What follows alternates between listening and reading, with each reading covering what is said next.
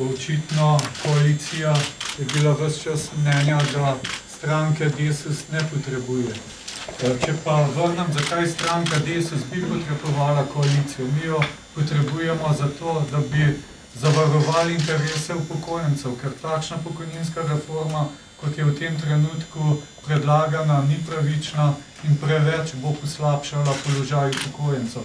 In v tem smislu bi mi to koalicijo potrebovali, vendar če tukaj ni nekega soglasja, potem verjetno nima smisla, da vztrajamo.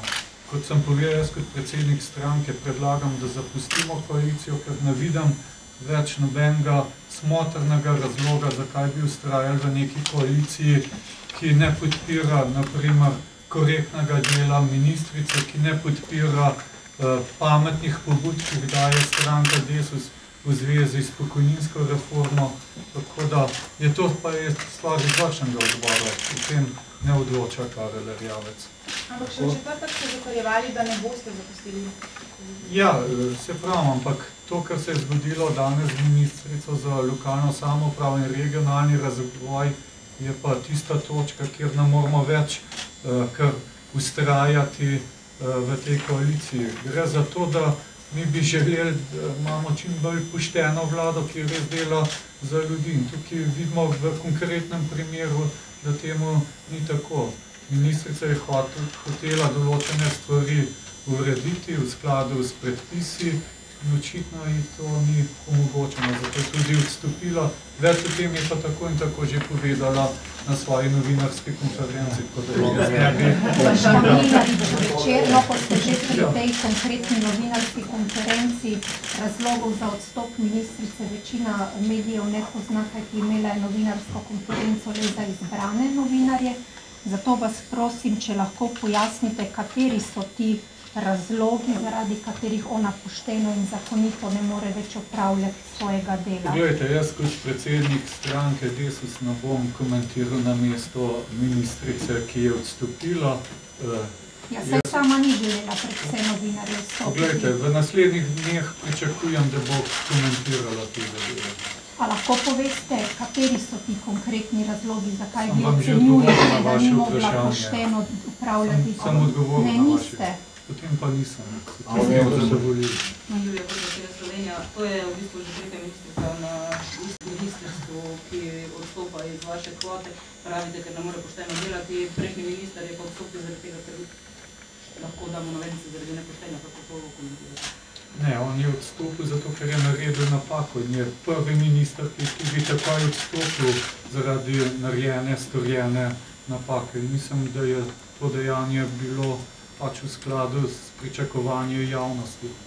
Se to vam ne zdi, da bi bila napaka ministrice to, da je kar po vrsti menjala ljudi, kar so zelo opozarjali? Po mojem vedanju ni menjala ljudi, ampak so drugi predlagali določene menjave. Ampak je ministrica danes povedala to, da čuti, da nima podpore predsednika vlade, ki bi se tih strani. To boste njo vprašali. No, glede pritiskov Zorana Jankovića mene v tem ni nič seznanila, tako da tega ne morem komentirati. Kar se pa tiče konkretne osebe, pa moram reči, v pogovoru mi poveda, da je zelo nezadovoljna z njenim delom, ampak to pač niti ni pomembno za medije. Tole bi vas vprašal, ministrica je bila precej jasna na novinarski konferenci, sama je rekla, da ni imela te podpore predsednika vlade.